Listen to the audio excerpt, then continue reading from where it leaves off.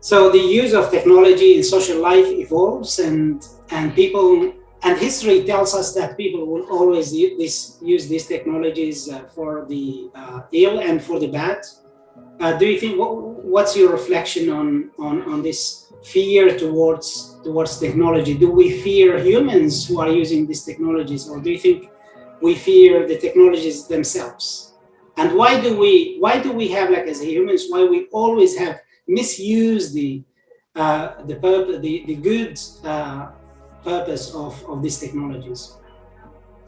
I think, there's a wonderful book by a Swedish-American professor. I think he's at the MIT, and he's called Max Tegmark. And he wrote a book called Life 3.0. And what he does in that is to talk about three approaches that we human beings have towards artificial intelligence. One is the sort of the optimist, the one who say that, let's not regulate, let's just do its thing, it's going to turn out okay. The second one, the pessimist, who think, all hell is going to break loose when we reach the notion of singularity and algorithms and AI will take over.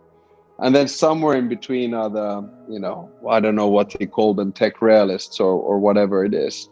So, I'm optimistic about it, but I do realize that there are some issues that we have to deal with throughout. And I actually think that technology throughout mankind has given us more good than bad. At the same time, we have to admit to ourselves that no technology is neutral, and technology can be used in negative ways. We can talk about, for instance, cyber attacks. We can talk about drones. We can talk about, cyber warfare or warfare used non-human warfare. There always, I think, needs to be a human intermediary, no matter what we do with artificial intelligence. And I think it's going to be important to keep that in mind.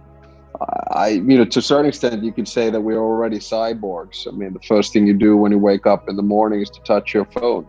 And the rest of your day is full of technology in one way or another. And one day we might have neural laces whereby the commands and the use of technology is basically instantaneous and linked to our brain. Medicine has not been able to cure me, so I rely on technology to help me communicate and live.